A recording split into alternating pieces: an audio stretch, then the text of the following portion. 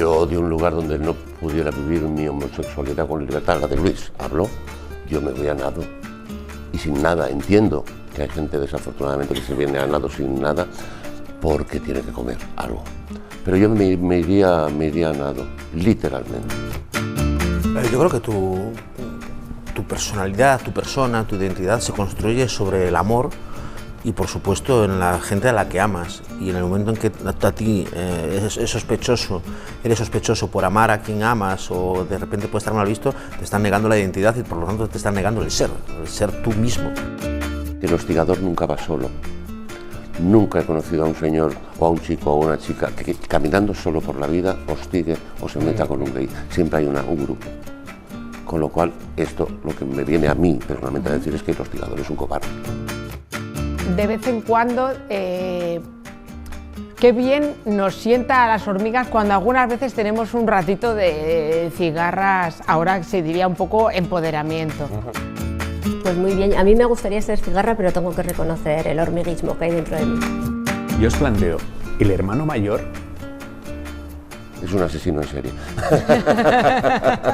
tendría derecho a pedir ese dinero cuando ve que los padres al hermano pequeño le están sufragando esos 500 euros al mes? ¿El hermano mayor tendría derecho a pedírselo a los padres?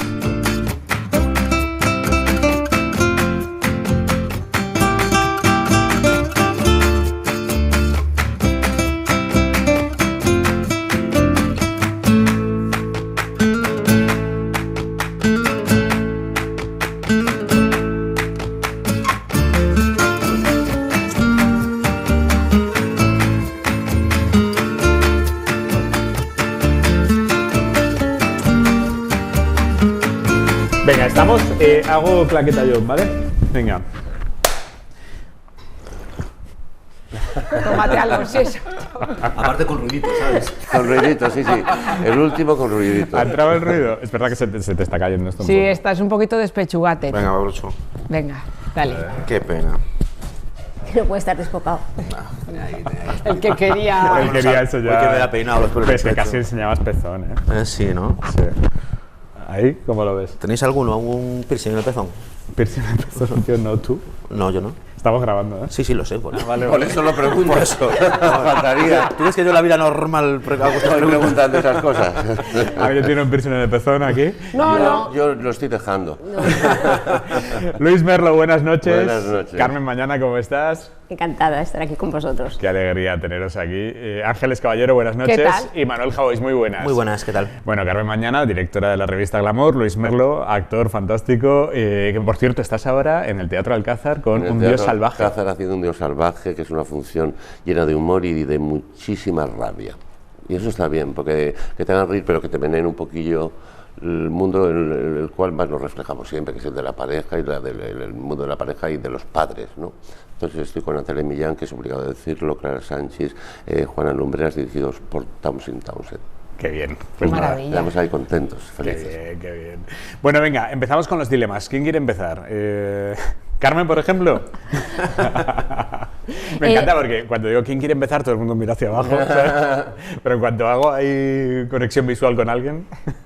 El mío es basado en hechos reales, en una noticia que se ha publicado hace poco y también basado en una historia que le pasó al marido al primer marido de la madre de una amiga mía y que además es...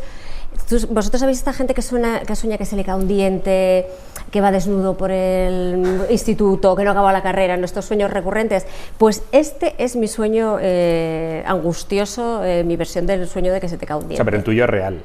Este te pasa. Este O sea, me pasa, tú yo lo sueño sueñas, con esto. vale. Yo sueño con esto a raíz de la historia que conocí a esta amiga mía y ahora se ha repetido una historia parecida en la vida real en Australia. Vale.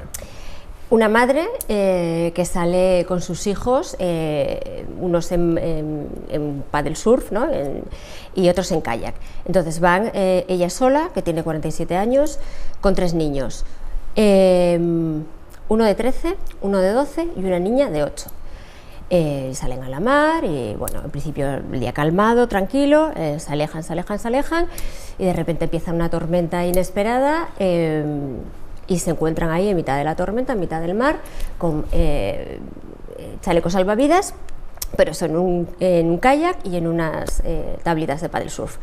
La tormenta se pone feísima, ella ve que no hay forma de volver, que no hay forma de salir, que están ahí, pierden una de las tablas de paddle surf, el kayak vuelca, bueno, Dios una mío. situación tremenda.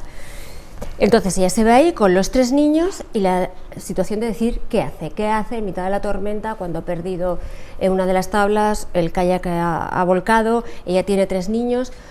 ¿Qué haríais vosotros? ¿Cuál es la decisión buena, si es que hay buena en ese momento? ¿Mandar a tu hijo mayor a que vaya a pedir ayuda? Estás en mitad del mar. ¿Dejar a los niños solos y salir tú a pedir ayuda porque eres la mayor, la más fuerte, la que tiene más capacidad? ¿No hacer nada y quedaros todos juntos? ¿Qué decisión tomaríais? Yo os doy un poco de adelanto de que estos 2 casos que os cuento son reales y se tomaron decisiones reales con consecuencias reales, que os cuento si queréis. Javois, ¿qué haces? Me quedo a esperar el milagro. Me quedo a esperar, a confiar en que pueda salir alguien de rescate, a ver que sea alguien a la deriva, que esas cosas ocurren mucho, sobre todo ¿no? en las localidades de costa, pero no suelto a ningún hijo ni los dejo solos. O sea, yo me quedo en la tabla, es la tabla ya, solo queda la tabla, ¿no? Queda un kayak como volcado y hay una tabla. Sí, el mar está, si el mar está en calma, no sé cuántos años tiene el hijo mayor, pero 13, ¿no? ¿Dijiste? Lo mando para allá. Si está el mar en calma, insisto, porque no voy a dejar los más pequeños allí solos con el mayor. O sí, bueno, no sé, mandaría a alguien, pero con el mar bravo, o sea, de verdad, yo he visto el mar bravo, yo soy del Atlántico, eso te hunde, te traga, te lleva para donde quiere. Es imposible, es una garantía de muerte casi. Caballero, ¿tú qué harías? Yo no me muevo. Aparte es que me sentiría totalmente bloqueada incluso a la hora de tomar cualquier... Y creo que incluso aunque el mar estuviera en calma, o sea, un hijo de 13 años que lo mando, o sea, solo pensar que cuando ya desaparece de mi vista, o sea, se me puede hacer ese tiempo, puedo enloquecer y no sé qué hacer muy bien. O sea, no sería una buena... guardiana. Entonces estamos los 4 y eso. No sé si lo llamaría milagro o a esperar que... Hay un punto de rendición en esto que estáis planteando. Totalmente. ¿No? Yo es que me rindo en muchísimas cosas, en esta también. Sí, pero en plan de lo que tenga que ser, pues aquí estamos los 4 y a ver qué pasa. Luis, ¿tú qué harías? En mi realidad quedarme completamente parado. En el sueño de mi realidad, como me gustaría ser, sin duda, hacer responsable de 13 años de uno de los niños, hacerme responsable yo de otro de los niños y luchar. Pero no haría eso, ¿eh? Digo que lo que estaría bien hacer es eso. Posiblemente lo más interesante que hayas planteado es esa capacidad, incapacidad de aceptación que tenemos los seres humanos. Entonces, a veces es decir, esto es demasiado grande para mí, nos cuesta muchísimo. Pero yo creo que eso es interesante plantearse en este caso. Yo creo que también me quedaría. Pero también me gustaría decir o pensar que haría otra cosa. Hay una película, El cazador, que de repente están metidos en un zulo allí en Vietnam y están la gente de allí jugando a la ruleta rusa. Y hay uno que se queda completamente parado, que es Michael Walker, se queda completamente parado y Robert De Niro está dirigiendo a todos. Y este se queda colgado de un perolo. Digo, mira, yo sería ese. Total. Sí, yo sería el que se queda diciendo, de aquí no salgo, con esta bien, si salgo. ¿Y tú qué harías, Carmen? Pues yo creo que como ya conocía la primera historia, yo mandaría a mi hijo mayor. Porque hay una cosa ahí de supervivencia muy fuerte, ¿no? O sea, es una decisión muy dura, pero sí, yo creo que mandaría a mi hijo mayor. Hostia, le estás mandando al frente, al sacrificio, ¿eh? Bueno, pero tiene una oportunidad ahí. Si se queda, igual no. Pero cuando el mar está, cuando se producen estas tormentas y el mar se embravece y estáis más o menos cerca de la costa, generalmente sale salvamento a ver quién se ha quedado pillado. No está tan cerca de la costa, o sea, tú imagínate que hay como horas por delante. Pues no sé, el chaval está condenadísimo. El peso de ser hijo mayor es tan fantástico que yo estoy encantado de ser el pequeño. Bueno, ¿queréis saber lo que se hizo? Bueno, en esta última vez, en este último incidente que sucedió en Australia, la madre mandó al hijo mayor en la tabla de pádel que quedaba. Entonces, el niño va en la tabla de pádel, pierde la tabla de pádel, entonces tiene que nadar, porque ya no tiene la tabla, nada durante 4 horas, Sí, 3-4 horas, llega a la costa y luego tiene que caminar 2 kilómetros hasta que encuentra un teléfono. Encuentra un teléfono, llama a los servicios de emergencia, cuenta lo que han pasado, mandan helicópteros, mandan barcos, y cuando el niño no sabe, después de nadar tanto y después de caminar, cómo están sus hermanos y su madre, de la misma forma que su madre y los niños no saben qué ha pasado con su hermano. Afortunadamente llegan al sitio, el niño les cuenta muy bien de qué color es el kayak, cómo van vestidos, los localizan y afortunadamente los rescatan. ¿Vivos? A todos vivos. Esta historia es una historia de final feliz.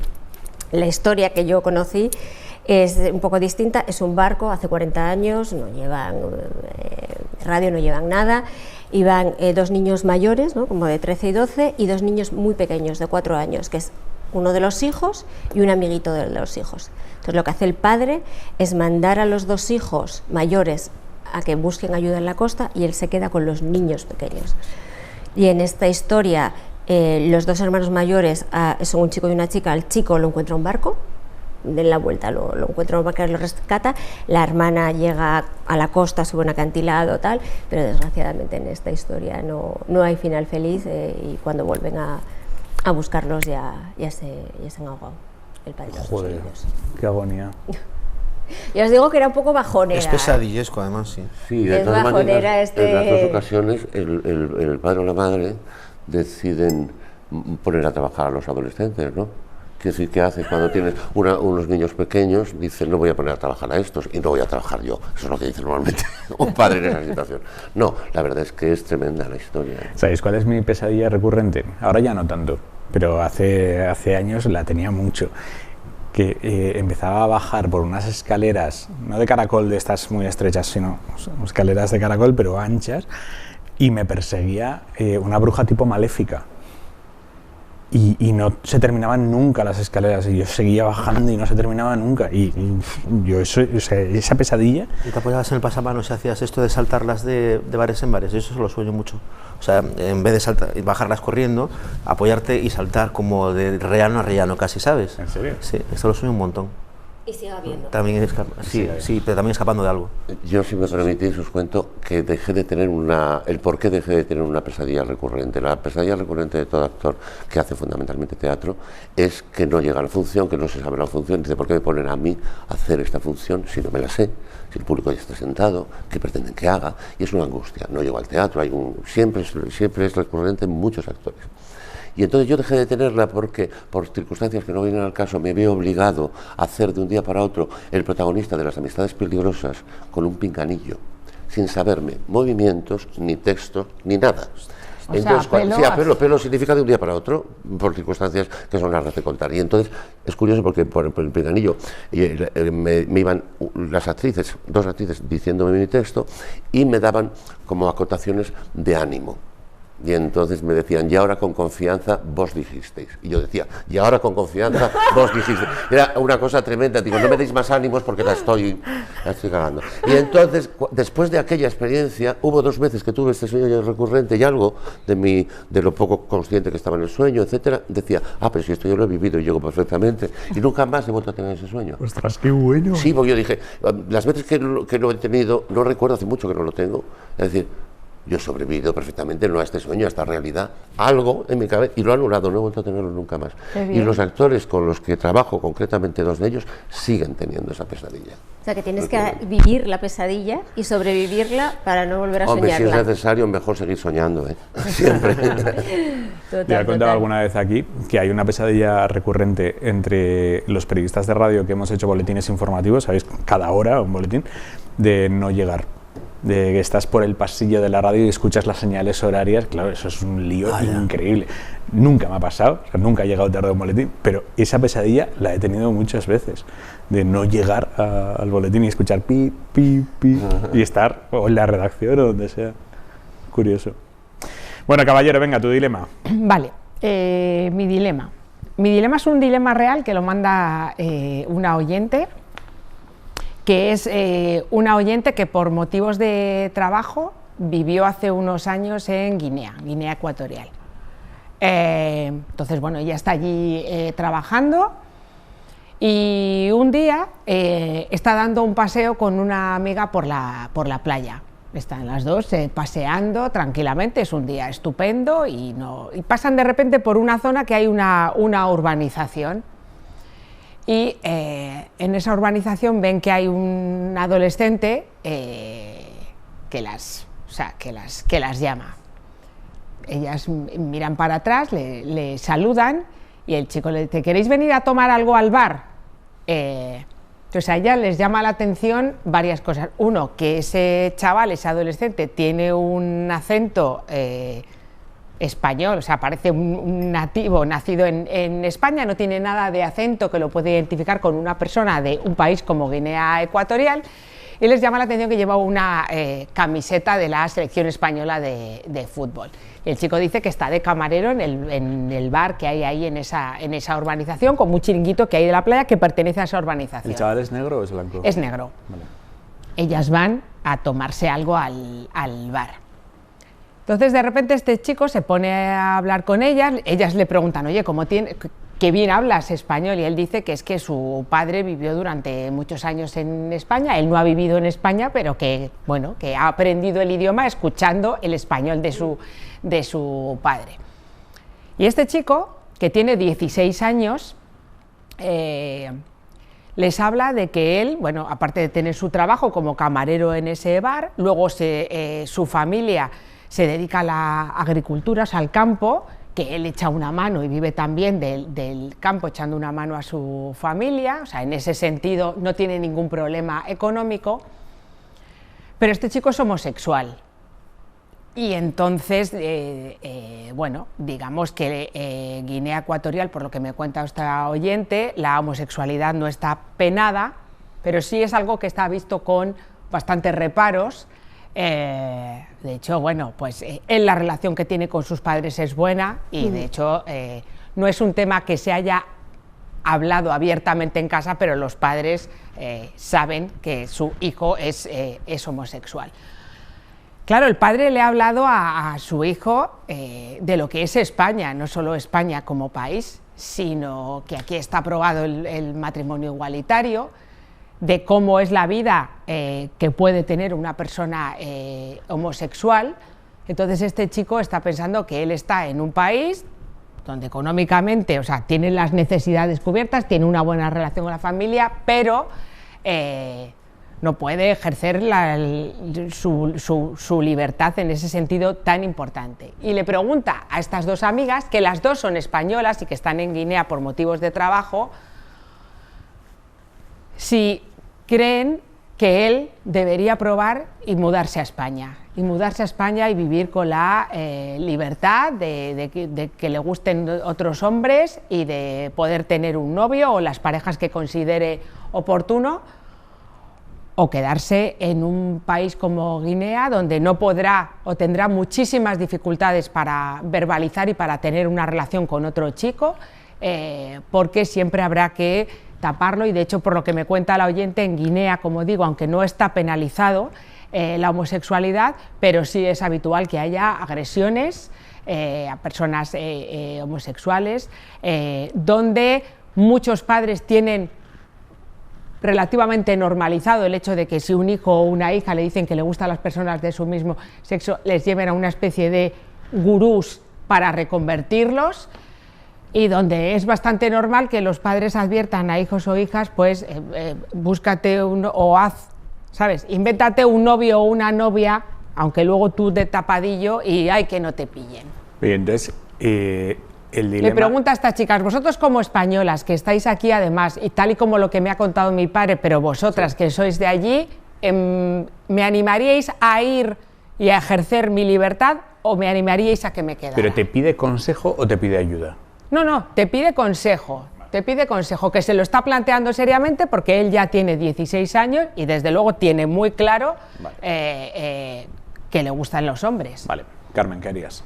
Yo le animaría a que viniese a España, ¿no? Además es como una buena edad, aunque seas muy joven, para probar cosas nuevas, o sea, tampoco nada es definitivo, quiero decir, si él viene, no le gusta, no es lo que esperaba, echa de menos su casa, su familia, entendemos que siempre puede volver, o sea, que es también como una experiencia, es probar. Yo sí le animaría a tope, vamos. ¿Luis?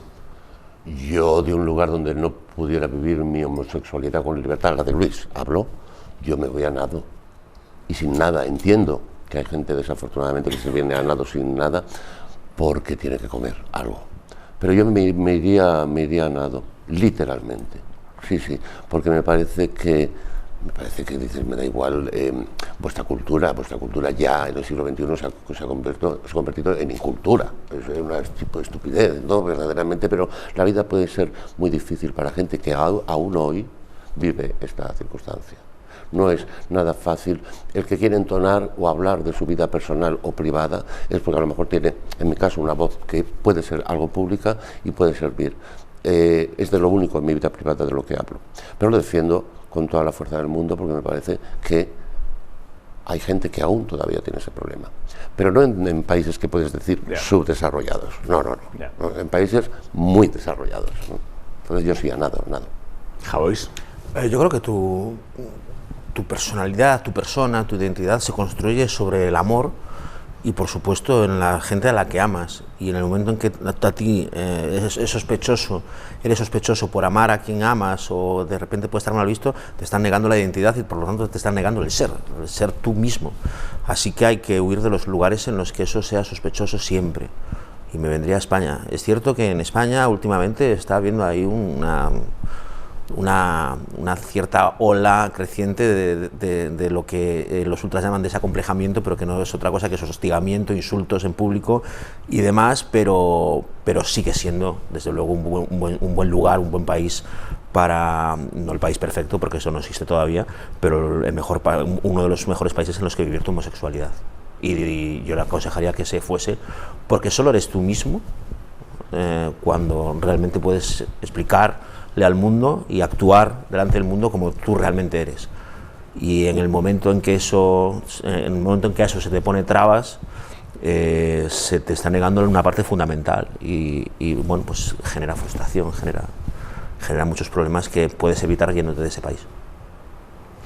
Yo, al principio, cuando lo has planteado, he pensado, claro, lo que pasa es que si se va todo el mundo que puede dar la batalla, pues termina no dándose ninguna batalla, ninguna militancia LGTB en países que la necesitan. Luego también piensas que hay que ser cínico desde mi punto de vista, que aquí, en Madrid, soy libre y puedo tomar todas las decisiones que quiera y puedo hacer lo que quiera con mi vida, pedirle a alguien que en Guinea sea militante. Para mí la militancia pues, es el día del orgullo, pero para esa persona es mucho más jodido. Así que sí, obviamente, claro que le recomendaría que viniera a España, y ojalá España tuviera unos mecanismos de asilo muchísimo más rápidos y eficaces para la protección a la gente que tiene que escapar de sus países por ser como es, no tanto por quién ama, porque esto es una cosa que entiendo lo que quieres decir, Javier, pero o sea, a los chavales gays, o a las chavalas, no se les hace bullying por a quién aman, se les hace bullying por cómo son. Por lo que son, ¿no? Por lo que son, no por a quién aman. De todas maneras, es interesante, para mí por lo menos, decir que el hostigador nunca va solo. Nunca he conocido a un señor o a un chico o a una chica que caminando solo por la vida hostigue o se meta con un gay. Siempre hay un grupo. Con lo cual, esto lo que me viene a mí personalmente a decir es que el hostigador es un cobarde. Porque pocos hostigadores dicen, yo solito voy a decir, se me han caído las gafas, yo solito voy a decirle a estas dos, oye, sí, a estas dos personas. Entonces es una cosa sí. Es una cosa que me llama la atención, ¿no? Que siempre es el grupo el que genera, el que se anima hasta llegar a matar, como ha pasado a un chaval. Caballero, ¿tú qué harías? Yo coincido con vosotros en que animaría a este adolescente de 16 años a venirse a España, pero he querido ocultar una parte, o sea, una parte sobre todo la respuesta, porque cada una de las amigas le dio una respuesta diferente. O sea, esto pasó, ¿eh? Sí, con lo cual la oyente lo que me dice es creo que al pobre le confundimos más que aclararle el asunto.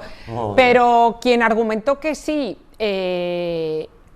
dijo cosas muy parecidas a lo que se ha expuesto aquí, pero quien argumentó que no, a mí, ¿por qué argumentó que no? Me pareció interesante y por eso quería aprovechar para traerlo, porque habló de intentar ponernos en la situación, incluso en un país como España, incluso en una ciudad como Madrid, en la que estamos ahora, un adolescente negro de 16 años, homosexual, que acaba de llegar a España a buscarse la vida.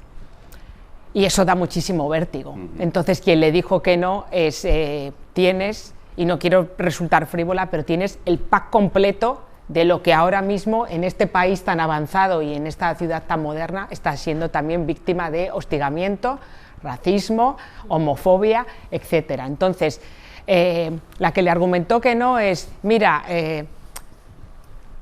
tu familia acepta quién eres, cómo eres, tienes un trabajo, pues igual tienes que hacer un poco de tripas corazón, pero lanzarte a esa piscina con 16 años donde te van a mirar el color de la piel, te van a mirar lo que eres y sobre todo vienes con una mano detrás de la otra a intentar buscar trabajo y tienes 16 años.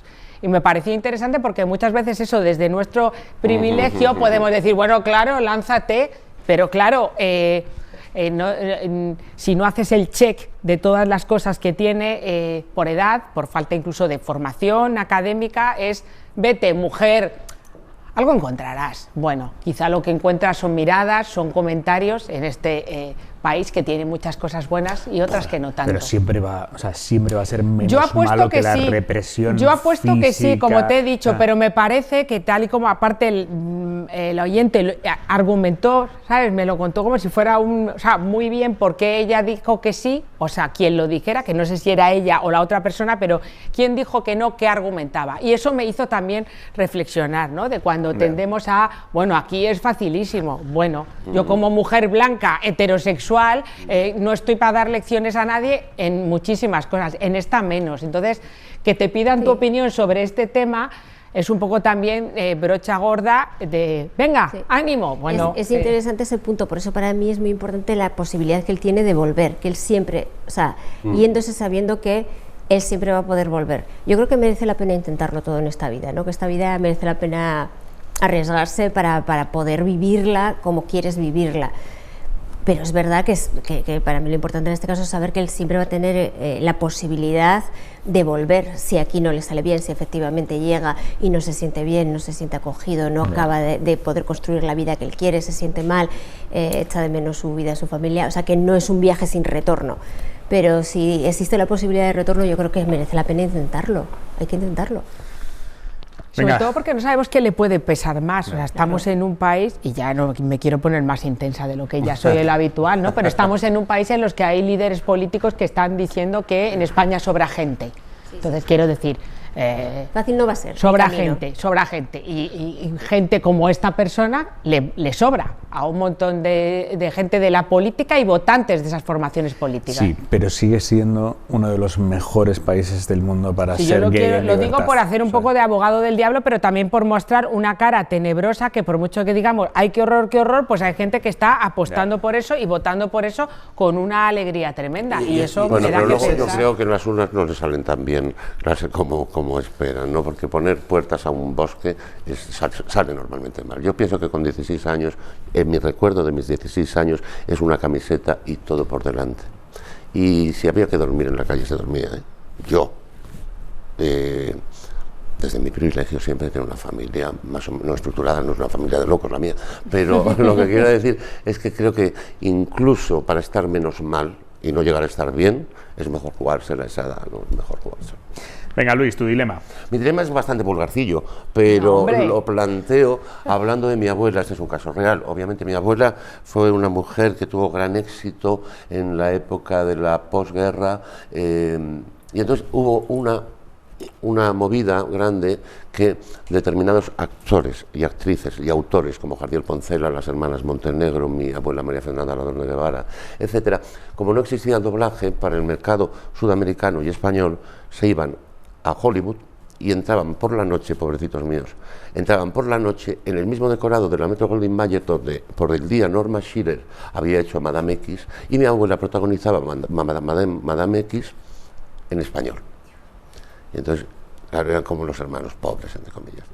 Entonces mi abuela llegó a Hollywood y la recibieron y le dijeron, le llamamos ahora al hotel donde estamos hospedados, y dijo mi abuela, un hotel, yo no estoy en Hollywood, yo quiero una mansión. Perdón. Y entonces sí, consiguió la mansión, la ex mansión de Charlie Chaplin. Y la tuvo allí para hacer sus fiestas, y hay una foto en un libro que habla Nos vamos a Hollywood, con María Fernanda Larrón de Guevara en su mansión de Hollywood, con los directivos de la Metro Goldwyn Mayer. Uribe Mayer no estaba por ahí, eran unos directivos para los españoles.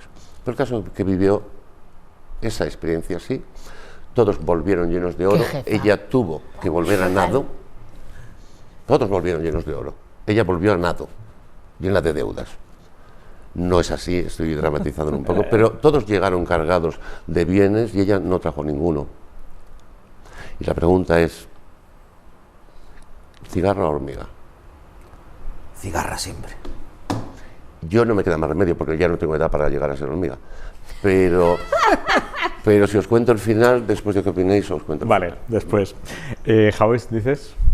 Cigarra. O sea, ¿tú te lo gastarías allí? Sí, hombre, a ver, tu experiencia entiendo que la familia de aquí no está en la calle, ¿no? No tiene necesidades de extremas, ¿vale? Pero si están sobreviviendo, si están viviendo... no, yo vivo la experiencia. Yo vivo la experiencia y luego si hay problemas en España, que seguramente los haya, pues a seguir trabajando como siempre.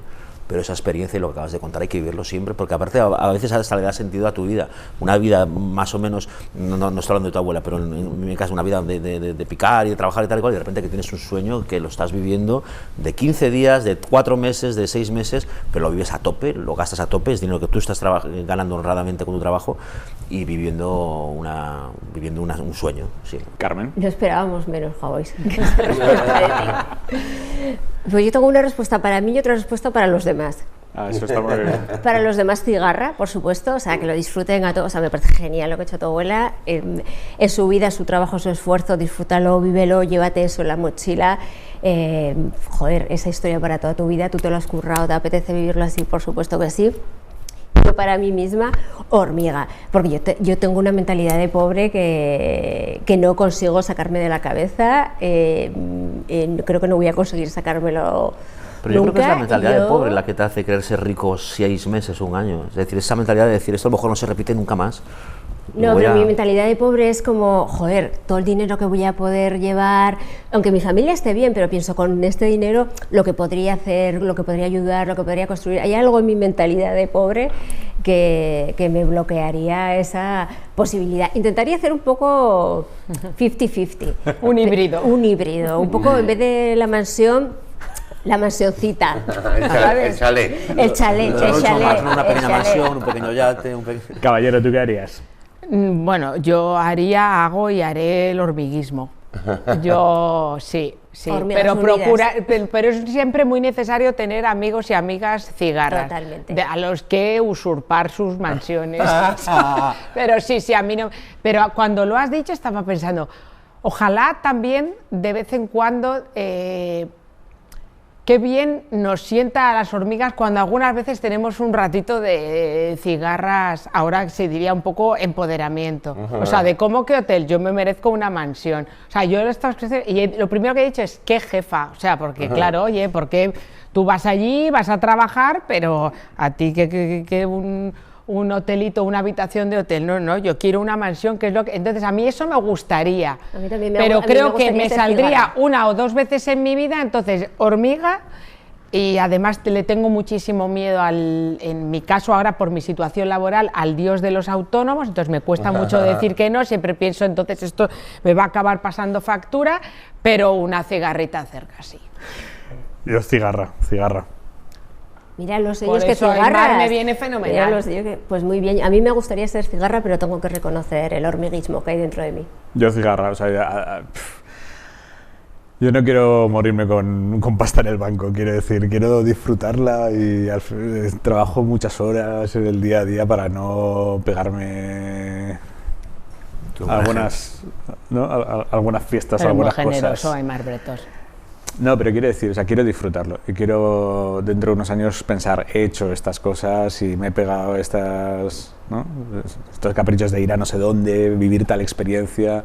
Sí, sí, sí, eso lo tengo. ¿Y qué pasó con tu abuela?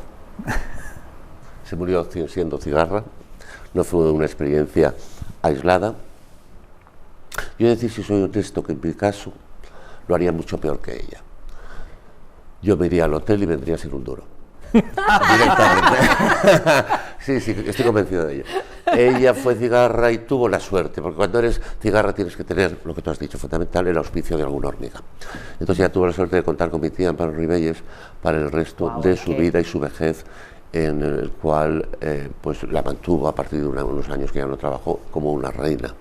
Pero tienes que tener mucha suerte para tener una hormiga cerca, que decida para siempre. Porque hay hormigas muy voluntariosas. Yo tengo un amigo que cuando dice, te presto 50 euros, digo ahora mismo, porque si te lo piensas no me los vas a dar. Una hormiga que se quede es difícil. Esto, como tú hubieras dicho, se puede hacer cuando tienes a los hijos criados, ¿verdad? Pero, y ella los tenía, ¿no? Pero sí considero que es valiente ser cigarra o solamente no es inteligente. Quisiera poner esto sobre la mesa. ¿Por qué no va a ser inteligente? Quizá porque se puede vivir desde otro lugar una experiencia tan rica o más que esa. Quiero decir que no es imperativo para vivir Hollywood vivir en la expansión de Charlie Chaplin. Eso es lo que yo pienso. Entonces dices, yo soy cigarra, digo esto quizá porque lo que me gustaría ser es lo que no soy, que es hormiga. Pero curiosamente mi abuela siguió siendo cigarra. Fue tan cigarra que cuando mi abuelo le llamamos la abuela Curra y en su última pareja le llamamos el abuelo Curro. Mi abuelo Curro era un señor normal, de a pie, no era artista, etcétera, etcétera. Y entonces, durante los 15 últimos años de su vejez, había estado, que es lo que se hacía entonces, metiendo en un sobre dinero de su sueldo. Y ese sobre se quedaba en un cajón y iba creciendo, iba creciendo, iba creciendo. Y un día se fue de viaje. Entonces mi abuela, cuando llegó, estaba toda la casa llena de lámparas de cristal, entelada, sofás nuevos, moquetas y cosas de oro y de plata. Y dice el abuelo, dice, ¿qué pasa aquí? Dice, no te vas a creer lo que me ha pasado. He abierto un cajón, me he encontrado un sobre así de grande y mira cómo he dejado la casa. Se comió toda la vejez del abuelo Curro y de ella. En 2 días que se fue el otro. Entonces quiero decirte que esto es una forma de vivir que yo creo que no se tiene miedo, que no se tiene tanto miedo siendo cigarra. Lo bueno de la cigarra es, ya saldrá el sol por donde salga, pero yo quiero comerme esta aventura de vivir a mi modo. Entonces eso lo defiendo tremendamente, pero sí que me gustaría haber sido hormiga, mucho, muchísimo. Qué bien hablas, Luis, Dios mío. Es que, claro, yo estaba viendo lámparas de cristal y paredes enteladas y ahora quería darte todo mi patrimonio para poner algo así. Que no fue de Hollywood, que ella además luego decoraba. La frase de mi abuela era... Es que hay que saberse. Había que vivir en su época, vivir con clase y con estilo, era vivir en el tercer tramo que se hizo de la Gran Vía. Ese era el sitio donde vivía Concha Piquer, mucha gente. Y entonces todas tenían su casa y mi abuela llegó y alquiló una casa que en el año 50 le costaba 5.000 pesetas al mes. Y todo el mundo le decía, la mujer no te compras una casa, y dice, ¿y para qué la quiero? Ella contestaba siempre lo mismo. Yo decía, cuando me lo han contado, resulta que mis padres también lo han dicho. Dice, ¿yo para qué quiero una casa? Digo, coño, para tus hijos. Claro. Hola, ¿qué tal? Claro, hola, buenas. Sí, sí. Dios. Bueno, venga, vamos con el dilema de Javois aquí en el Cupra City Garage de Madrid. Vale, tenéis una relación estable, lleváis bastante tiempo con esa persona, más de 10 años, ponle, edades comprendidas entre los 40 y los 60, en el medio de la vida, iba a decirlo en italiano, pero no, no hubo huevos. y entonces a vuestra pareja la relación está bien. Habéis tenido fases peores y mejores, pero habéis reconducido toda aquella pasión inicial en una relación madura y de profundo amor. Y entonces llega un golpe terrible, que es que a vuestra pareja le diagnostican una enfermedad muy dura, un cáncer, muy jodido, no terminal, pero muy jodido. Va a ser muy difícil que pueda salir de eso y sobre todo va a empezar unos ciclos de quimio complicados en los que habrá ciertas treguas, como ocurre en estos casos y demás. Empiezas a conocer una parte de tu pareja que no conocías, que tiene que ver con un egoísmo comprensible, que tiene que ver con eso de que para lo que me queda en el convento me cago dentro. Es decir, voy a explotar la vida de una forma diferente a la que lo estoy haciendo, porque es que yo no sé si voy a estar más de 2 años, más de 3, más de 1, y además estoy sufriendo bastante con estos tratamientos, son tratamientos, como sabemos, muy duros. Y empieza a portarse, a tu juicio, bastante mal. Una cosa es disfrutar de la vida y otra cosa es desatender la relación, desatender el amor, gastar un dinero común que habéis ahorrado entre los dos y que de alguna forma, oye, pues entiendes que se pueda gastar, pero gastarlo sin pedir mucho permiso y de forma muy desaforada. Infidelidades que en cierto caso a ti, bueno, pues en una relación ya más o menos larga pueden darte igual, pero algunas especialmente dolorosas, como sin tenerte en cuenta, en plan, me estoy mirando a mí mismo o a mí misma porque pues estoy pasando por esto. Es decir, la enfermedad ha hecho peor a esa persona, le ha vuelto un carácter más desaprensivo y no está teniendo en cuenta tus sentimientos. Tú eres una persona sana, que puede disfrutar de las cosas de una forma que no las puede disfrutar ella, o él, insisto, porque da exactamente igual el tipo de pareja, pero te estás desenamorando. Se te está cayendo esta expresión tal, pero estás con una persona que te empieza, no te voy a decir a caer mal, la quieres a esa persona, pero joder, se está desencantando un poco, te estás desencantando un poco al ver su forma de actuar, que puedes llegar a comprenderlo, pero a ti te está afectando. Y te está empezando a deprimir, es decir, estás con una persona a la que estás dejando de querer, estás empezando a sufrir algo que no habías sufrido en tu vida, que es el desamor, y el desamor en el peor momento posible, que es en cuando tu pareja más te necesita. Pero es que tu pareja no te está necesitando a ti tanto, está apoyándose mucho en su familia, en sus amigos, y a ti te está teniendo, te ha echado un poco de lado. ¿Qué haces? ¿Cuál es el dilema? ¿Qué haces? ¿Sigues hasta el final? Si hay final, que a lo mejor afortunadamente no hay final, pero la cosa, insisto, es un cáncer de los jodidos, y por supuesto, claro, ese momento de dejar la casa en el momento en el que no se abandona nunca, o sufrir y sufrir mucho además, por partida doble, viendo la enfermedad de la persona que más quieres y segundo, viendo cómo se está comportando, que no se está comportando de una forma buena contigo. ¿Lo dejas o sigues con tu pareja? Eso es. Luis. Yo creo que hay circunstancias en la vida, y la de la muerte es la más gorda de todas, que en las que uno no se puede ir, pase lo que pase. Es más, yo invitaría y desearía, cuando suceda eso, si me sucede, irme de copas y malgastar la vida con esa persona que se va a morir, que es mi pareja. Y convertirme en un bandarra, como puede elegir una pareja ser cuando le quedan 5 minutos de vida, ¿no? Yo pienso que hay situaciones que nunca debe uno abandonar, nunca. Y que se haga ante la idea o la posibilidad grande de la muerte, que una persona se convierta en lo que sea, es completamente razonable. Ahora, el cinismo permanente de tan buena persona, esta que se ha muerto, no, era un hijo puta, pero había que quedarse a su lado, obviamente, yo me quedaría. Caballero. Esta persona ha dicho lo que yo diría, ha hablado con el lenguaje de la verdad. Yo aguanto lo que haga falta. Aun viendo que quien tienes delante se ha convertido en un ser perverso y sabiendo que enfermos nos transformamos en otras personas. Yo con parejas no lo he vivido, pero sí lo he vivido con mis padres. Mi padre tuvo un cáncer que solo le afectó físicamente y fue un hombre bastante amoroso y bastante de enamorarse de él hasta el final. Pero mi madre fue siempre una mujer compleja, incluso estando sana y siendo enferma fue una villana de campeonato. Y era su peor versión. Y yo aguanté y puse las 2 mejillas y la espalda y lo que tal, y aguanté.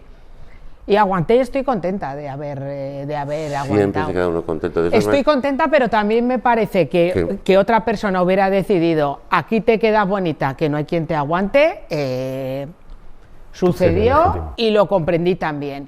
Entonces, bueno, pero yo como he vivido ya un aguante de wow, y de hecho de pensar luego, caray, nunca pensé que tendría esta capacidad de Esta recibir fortaleza, esta cornada, ¿verdad? y ahora mismo voy a ir a un estudio de radio y voy a escribir algo y a parecer que sopla el viento y se escuchan los pajaritos. Entonces dije, pues qué bruta soy, igual no está mal esto, y ya está. Pero Si yo me aguanto. permitís hacer un matiz de humor negro, hay, Sí, por hay enfermedades muy largas, que creo que es la que mencionas de tu madre, pero hay otras que son tan cortas como el define, con lo cual tienes un 90% de posibilidades de que el problema termine pronto. Que también es algo que te tiene que hacer un poquito más tolerante, porque no, es algo que quiero decir, y aguantar más, pues, si esto en 2 años está visto. Puedes hacer lo que hizo una chavala que dice, me imagino que será un mito, ¿no? Que estaba cuidando al abuelo, durmiendo con él, y quitó un cable para poner el móvil a cargar y la respiración asistida. Pero eso es una fábula, ¿o ha pasado de verdad? Yo la leí, ¿sabes qué pasa? Ya no me Creemos queda que nada. pudo pasar, ¿no? Pudo Porque pasar. eso Podría ya- pasar. Me gusta podría pensar pasar. que es verdad. Carmen, ¿tú qué harías? Yo haría como vosotros, yo aguantaría, pero si esta persona después de este cáncer jodidísimo se recuperase Chao. y estuviese bien, y, o sea, lo superase, quiero decir, pues es probable que dijese, gracias con Dios, hasta aquí hemos llegado. Sí, sí, pero no había pensado en eso, está yo aguantaría la parte dura de la enfermedad con final de la muerte, o si él sigue viviendo, pues igual ya ella digo, mira, adiós, quédate con tus amigos, con tus varias novias, disfruta esta segunda oportunidad, que yo también lo voy a hacer, y como tú muy bien dices, no juzgaría nunca a la persona que decide irse porque acaba tufada, desenamorada y empujada fuera, ¿no? Que es muy duro también cuando Pues te mira, empujan fuera. Te digo una cosa, yo creo que no debería juzgarle, pero creo que sí juzgaría a una persona que ante la perspectiva de la muerte se va. Creo que me saldría a juzgarle, por lo que ha dicho Luis, porque creo que cuando ante la perspectiva de la muerte te tienes que quedar. Claro, y yo estaba hablando siempre en el hipotético caso de que la muerte fuera irreversible. Sí. Si se cura y se va a curar, pues lógicamente. Y luego hay términos Claro, medios. si se cura, luego Hay, haces lo que quieras, hay pero términos ante la medios, ¿no? posibilidad de que se de vaya- saber los posibles económicos que tengas, que también puedes ser ayudado en esa situación por gentes. Total. Que esto es muy, muy importante. Muy determinante, Y sí. que muy determinante, y que la gente casi no habla de decir, no, está cuidando, dice, pero con ayuda o sin ella, ¿no? ¿Cuidamos del cuidador o no? Claro. ¿Hay alguien que pueda cuidar del cuidador? Es mucho más difícil cuando no hay nadie que pueda cuidar del cuidador. Javois, ¿tú qué harías? Yo me quedaría también. Yo creo que me quedaría también. Pero ya llevando mi propia vida, ¿eh? Quiero decirte, ya pensé, ¿sabes? Que no lo haría tampoco, que también, en términos de disfrutarlo todo, lo de tu pareja, ¿no? Sino las discusiones agrias, malas palabras, cosas que nunca te había dicho y que estás recibiendo ahora. Y me minaría bastante. Entonces, estaría con esta persona hasta el final, y ojalá, o hasta el nuevo principio. No sería capaz de soportar la carga de irme de su lado. No la soporto. O sea, ya egoístamente para mí, los siguientes meses estaría desesperado y cómo está, y que es muy mala idea para mi cabeza poder abandonar algo así. Pero es cierto que intentaría recomponerme porque me está minando la autoestima, el tal, y trataría de reconducir mi vida ya por otro lado. No pensando en una futurible muerte, sino pensando en una futurible ruptura. Es decir, esta parte de esta persona me está pareciendo espantosa.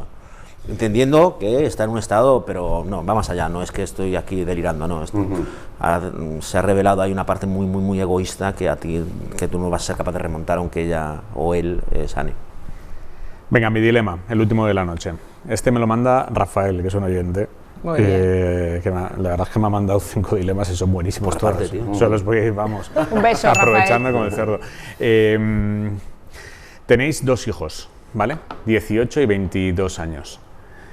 El de 22 años, cuando el de 22 años terminó bachiller, tuvisteis una conversación con los 2 hijos y les dijisteis, mira, nosotros tenemos la posibilidad económica de sufragar, que estudiéis, si queréis ir a la pública, perfecto, os sufragamos el que os vayáis a otra ciudad, tal. Si queréis ir a la privada, podemos pagarlo también. O sea, quiero decir, tenéis la opción de que os paguemos la carrera, los estudios, tal.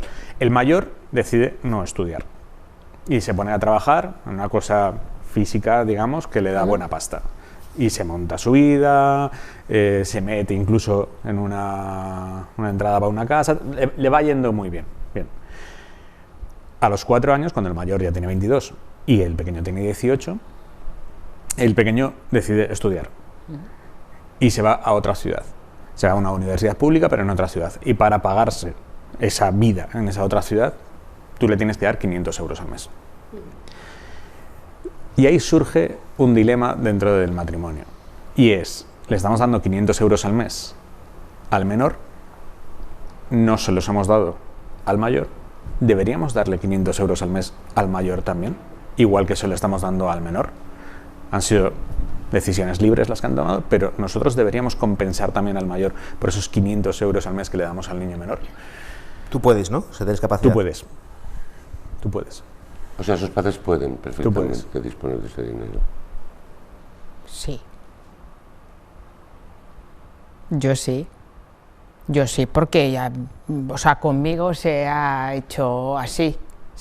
Cada vez que se ha dado dinero a una hermana, se le ha dado a la otra lo mismo, fuera cada uno para el motivo que fuera. Una ha sido porque tenía una necesidad, la otra lo ha metido para ahorrar, pero ha sido siempre muy salomónico, eso.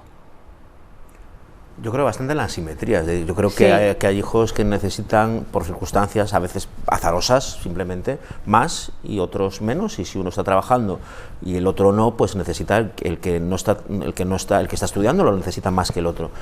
Entonces, ¿crees en la simetría o en la asimetría? En la asimetría. En la asimetría. Creo que la igualdad consiste muchas veces en el ser asimétrico. Vale. Y si tuviese apuros económicos, no dividiría ese dinero. O sea, el mayor, el que ya está trabajando y no necesita tanto de mí, pues no lo tendría. Ahora, si puedo... No tienes apuros económicos precisamente para no condicionar el dilema en Ya, el poder vale, hacerlo sí, o no. sí. Es el crees que tienes que hacerlo o no. O sea, tú a los dos hijos les has dado la misma oportunidad. Tú al hijo mayor le habrías financiado esa estancia fuera de casa igual si esa hubiese sido su elección. Pero su elección fue otra. Y por lo tanto, por esa elección no necesita los 500 euros al mes que sí necesita para vivir y para estudiar el hijo pequeño. Pero a pesar de todo, tú crees que como padre se los tienes que dar. Vale, yo no. Tú no. Yo no creo que Tú sí. Yo sí. ¿Carmen? Pues yo también creo un poco en la simetría, creo que cada hijo tiene una vida y unas necesidades distintas y tienes que ayudarle de formas diferentes, pero mi experiencia, no personal, pero a través de unos amigos, es que al final ser simétrico, bueno, pues funciona bien. Tengo unos amigos que son 4 hermanos y los padres estudiaron la carrera, los 3 mayores estudiaron la carrera fuera, les pagaron la carrera fuera, y el hermano, uno de ellos, pues estudió la carrera en la misma ciudad porque no consiguió nota para irse fuera, fue muy mal estudiante, no consiguió terminar la carrera, acabó trabajando en otra cosa donde le fue bien. Entonces lo que hicieron los padres fue como darle el dinero que le hubiesen dado, digamos, que invirtieron en que los otros hermanos estudiasen fuera para que él pagase o ayudarle a pagar la entrada de una casa. Entonces, digamos que pusieron ese dinero a disposición de sus hijos, ese X dinero. Los 3 mayores decidieron utilizarlo en estudiar y fuera y en hacer una carrera, y él decidió utilizar ese X dinero en ayudarse a pagar la entrada de la casa. Quiero aclarar para este dilema que el hijo mayor no os lo ha pedido. No os lo ha pedido, ¿vale? Sí, sí, pero... Vale. Hay algo, perdón, que ya no me toca, pero Es que sí. hay algo que esta es una conversación que hemos tenido alguna vez con mis padres, y ahora te pongo un caso hipotético. Hay 3 hijos, 2 están bien, con empleos buenos y ganándose la vida, y uno en paro y con más problemas, ¿no? Entonces, cuando te hablaba de la asimetría, yo entendía, ¿no?, que bueno, si tú heredas, pues que la herencia sea asimétrica, porque hay gente que no lo necesita y gente que la puede necesitar más. Y entonces ellos combaten esto con una afirmación muy cierta, que es que te está yendo bien ahora, y a los 2 hermanos os está yendo bien ahora, y al tercer hermano le está yendo mal ahora, pero dentro de 20 años, dentro de 10 o dentro de 5 las cosas cambian, y a lo mejor hay problemas, ¿sabes? Si le hemos dado mucho a este y poco a este, y de repente el otro necesita más ayuda. Es decir, por combatir un poco lo que dije yo antes, ¿no?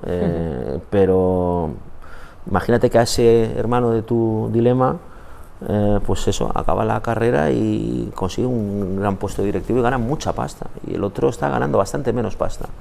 Dices, si yo le estaba dando 500 euros al mes a este, que ahora tiene una cuenta bancaria de cojones, ¿qué hacemos con ese dinero? ¿Qué harías, Luis?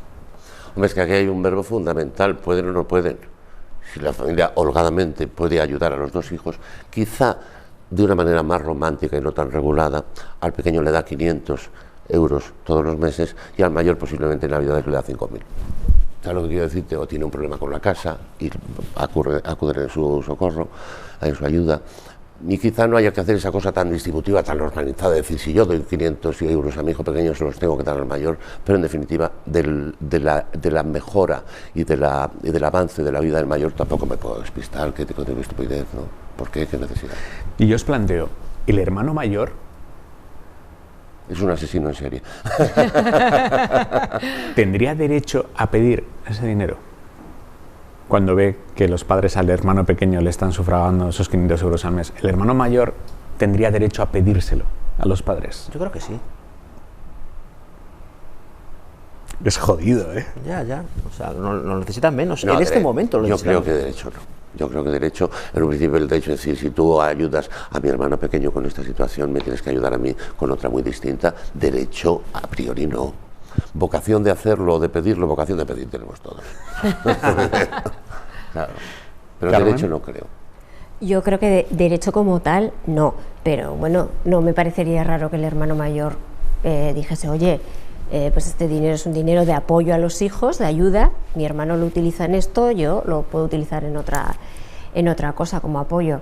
Derecho, Caballero. pero esa conversación... Yo no sé ¿por qué si llamarlo derecho, ¿no? Pero a mí tampoco me extrañaría que en algún momento... A ver, yo es que en mi caso, mi hermana y yo, 14 años de diferencia, no solo es una distancia de años, sino que entre mi hermana y yo, la asimetría en cuanto a nivel de ingresos y todo por la carrera que ha llevado ella y la que llevo yo ha sido y seguirá hasta después de muertas mucho mejor su situación económica que la mía, pero a unos niveles... Porque tu hermana no hizo periodismo. Porque mi hermana no hizo periodismo. Inteligente. Pero es verdad que mis padres siempre han tenido en cuenta que si a mí me ayudaban con algo, le daban ese mismo dinero a ella, de un punto de vista de, igual que tú lo haces, pues para amortizar un poquito la hipoteca, o para comprarle el carrito a la niña, igual mi hermana se pagaba Sí, una Nueva cerorra en Nueva York, sí, aparte vivía allí justo cuando pasó parte de tal, pero es que me parece muy bien, y yo creo que además mis padres, esto, ellos eran muy poco de abrir melones, pero sí había veces que merodeaba alguna cosa, yo creo que también lo hacían para que nunca hubiera un reproche entre nosotras, o sea, que nunca apareciera, o sea, Para que a la vuestra niña relación. como lo necesita y yo qué pasa, porque bueno, ese dinero que te daban no dejaba de ser parte de la herencia familiar Futura, en claro. vida, entonces era un poco de, al final vas sumando, sacas la calculadora, esta se ha llevado, y mi hermana podría pensar legítimamente, la de bolsos que me podría haber yo comprado, o cenar, o lo que fuera, entonces yo creo que ahí se hizo... Pero que era más bien para evitar tensiones entre las hermanas. Totalmente, Era también, por un sí, que motivo no que fuera en estaba plan de bien anda, que acomodado. aquí la niña pequeña que se llevó el no sé qué, pues entonces no ha habido nunca ningún problema. Ese me parece otro dilema, pero para la semana que viene. El de tienes derecho a pedirles a tus padres, no derecho, porque derecho legal no, o sea, Sí. es legítimo que les pidas a tus padres parte de la herencia en vida, Menudo melón. en el momento en el que lo Está muy bien necesitas. ese, ¿eh? Ese Menudo es para la semana que Sí, viene. sí. ¿Habéis estado a gusto? Fenomenal. encantado. Qué bien, Encantado. qué bien. Pues nada, muchísimas gracias por venir. Gracias a ti, Gracias a guapos. Y nada, nos vemos la semana que viene. Adiós.